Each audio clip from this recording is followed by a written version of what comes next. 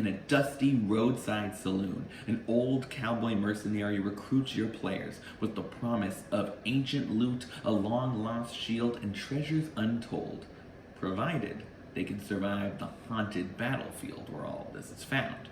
Welcome to Quick Quests. This is where I give you pre-written, pre-made quests that you can take and drop in your own games. Whether you run this quest verbatim or just take some ideas and concepts from it, I hope you find something valuable in this video that you can use at your own table.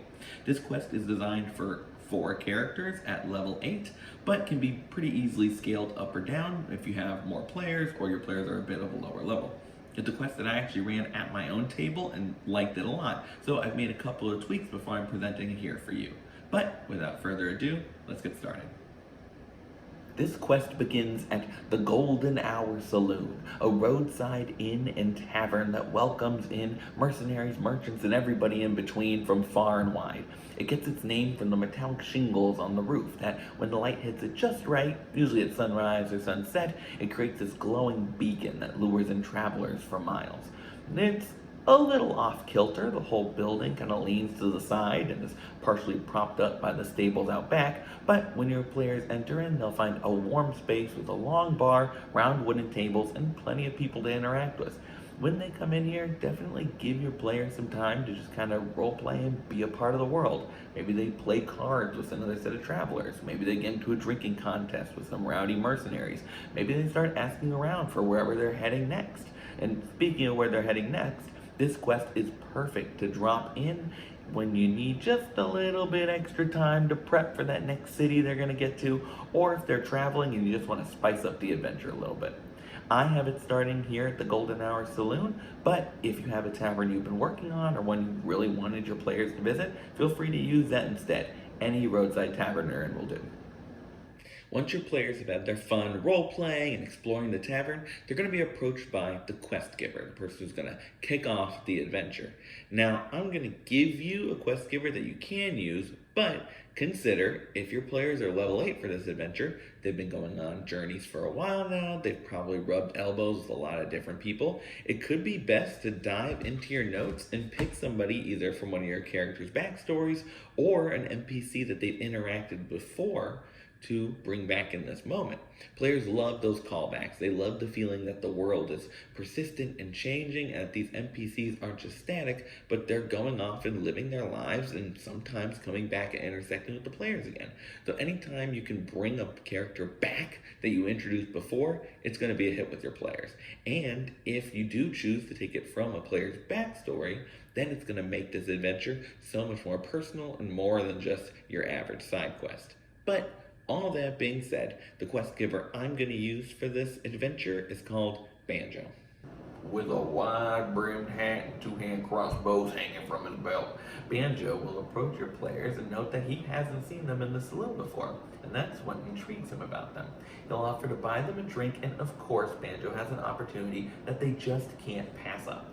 You see, Banjo knows about an ancient battlefield where humans and elves once clashed for glory. And though that war is long since over, the remnants of the battle still remain, including the weapons, armor, and treasures that those warriors left behind. Banjo, specifically, has been hired by an elven noble to go find a shield that has his house insignia emblazoned on it. If Banjo can recover that shield, he's going to be paid handsomely for it. But, of course, Banjo can't do this job on his own. He needs some help, and that's where your players come into play. Now, if you're anything like me and you love world building, you might already have your own wars and battles written up and ready to go, and incorporating them into quests like this is a great way to get that lore and that backstory across to your players. So if you already have your own battles in mind, feel free to use them instead of an elven human war. You can always change it so that the noble matches the race of whatever side was fighting in that conflict. Of course, if this were easy, Banjo would have done it already, and he tried. He got a crew together, headed out to the battlefield, and found it crawling with undead skeletons. His crew was killed, and Banjo was lucky to make it out alive. But this halfling's not one to give up easily, so now he's recruiting your players and promising them a cut of what he was promised for recovering that shield, and first dibs on any loot that they find out there if they go to that battlefield with him. Now, why Banjo wants to recruit your players, I'm going to leave up to you. Maybe he sees a cleric in your party, recognizes that holy symbol, and knows that that sort of magic is really good for warding off undead. If you have a massive barbarian in the party, well, that speaks for itself. That person is huge, and I'd like them on my team. Or, if your players did some role playing beforehand in the tavern, maybe something that they did or one of their actions caught his eye. Maybe that's why he's approached them. Regardless of his motives, if your players accept, then they've got a quest on their hands, and they'll be heading out at first light. The journey to the battlefield shouldn't be overly difficult. I mean, Banjo does already know the way to get there. If you do want to throw some encounters in your player's way, I would suggest making them non-combat encounters, because the latter half of this quest is going to be pretty combat heavy. Instead, consider just throwing some roadblocks in the way or interesting things for them to come across. Things like an overgrown shrine to a god that maybe if they restore or they pray to it, one of the players can get a small boon for the session. Maybe they come across a couple of goblins that are fighting over a little trinket, a common magic item that your players might want. If they do have challenges or obstacles, it seems that they should be able to work together to solve. Something like maybe harsh weather blows in, and they'll have to use their skills together to keep Banjo on track. Whatever you throw at them, keep it simple and keep it short. You don't want your players to feel like you're wasting their time or just trying to fill in minutes in the session. If these obstacles are something that they could realistically skip, then it'll be more meaningful when they choose to go out of their way to interact with that shrine or see what those goblins are looking at. After hours of travel, your players should arrive at the battlefield right around nightfall, and there they'll see the old rusted sets of armor, broken swords, and shattered shields that mark this ancient battleground. Those with higher passive perception might even start to notice remains, old bones lingering in with the weapons and armor, and it feels cooler here. There's just a constant chill in the air. Now, last time Banjo was at this battlefield, he almost died, so he'll definitely warn your players to be on their guard and stay alert, and then he'll describe the shield and the insignia that they're looking for. Once they have that description, your players can start making perception checks, investigation checks, or using whatever abilities they have to start trying to find that shield. If one of your players has locate object, it'll be particularly useful here. Now, Banjo did promise your players treasure, so make sure you pick a couple of items to leave around the battlefield that they can find with good enough rolls. Nothing crazy, maybe a couple of common magic items like a moon-touched sword or a shield of expression. Nanostar's Guide to Everything has a really great list of common items, so if you have that book, definitely check it out for some inspiration. As they're searching, you should also really be playing up the nature of this haunted battlefield. Give them the sense that things here are not right, even if they haven't seen any undead yet. Maybe a fog rolls in seemingly out of nowhere, or there's a breeze just constantly blowing through, giving them chills. You can also roll to pick players at random, and then have something weird or strange happen to them. Like they hear rattling from a nearby set of armor, but when they go check it out, it's long since rusted. Or as they're walking through, they feel something grab at their ankle, and when they look down, there's just a skeletal hand laying there at their feet. You want this place to feel haunted and feel creepy. It doesn't have to be scary, your players don't have to be terrified, but if you build up that haunted nature of the place before undead ever show up, then when they do, it's going to feel like an even cooler moment when the monsters finally arrive.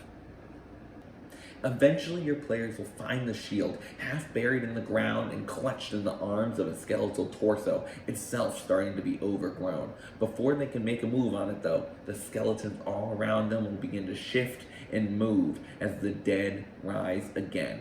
5 skeletons will form all around them, and you can use the stat block for skeletons in the monster manual for this. But one will stand out, clad in tattered robes, wielding a gnarled wooden staff. This is a Deathlock Mastermind, and that stat block is found either in Mordenkainen's Tome of Foes or Monsters of the Multiverse. If you don't have those books, that's okay. You can just use the mage stat block that's found in the Monster Manual and add in a couple more skeletons to help compensate for the difference in challenge rating.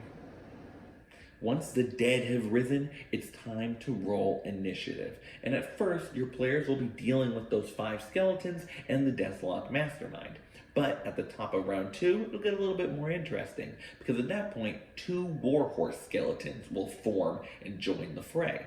And at the top of round 3, 2 Undead Minotaur skeletons, will also rise to join the battle. If things are still going in round 4, then the process repeats, starting with 5 skeletons, just like originally rose from the ground. And if your players are doing really well at this point, and they've taken out the Deathlock Mastermind, you could even throw in another one to really heighten the tension. The way to stop these waves of skeletons isn't just slaying more and more, it's getting the shield that's at the heart of this battle. Pulling the shield out of the ground takes a DC 20 athletics check, but even after that, it's not quite in their clutches just yet, because that one skeleton that had its arms wrapped around it will try to reach out and grab whatever player pulls out the shield. It's a DC 17 dexterity saving throw to avoid being restrained. If they are restrained, the waves will keep coming, and on their turn, they can use their action to try and repeat the save, or that skeleton can be killed just like any other skeleton, which will release them.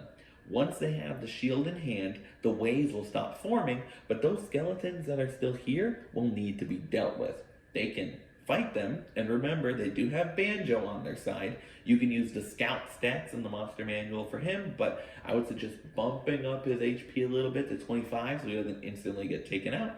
But if they don't want to stay and fight, they have the shield at this point. They can absolutely run away and live to fight another day. So whether they slay the undead and claim the shield with honor, or they take off and run with whatever they can hold, your players will eventually gather up the shield and head back to the Golden Hour Saloon to complete their quest.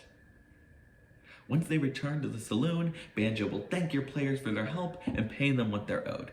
If Banjo tragically died in the fight, well, then them finding that elven noble and returning the shield could be a quest all on its own. But I'll leave that one up to you. For now, your players can head out into the sunset, leaving behind the Golden Hour Saloon and the old, ancient, haunted battlefield. I hope you all enjoyed this video. If you do end up using this quest in your own game, definitely let me know in the comments. I'd love to hear how it goes, and let me know if you have any changes or suggestions that could make it better. D&D is all about collaborative storytelling, and building these quests together is something that I really want to do. So if you have suggestions, definitely let me know. If you liked the video, please leave a like and consider subscribing to the Bard's College. I make content about D&D and DMing, so if you like what you saw, definitely stick around. But for now, good luck, and remember, crit your players.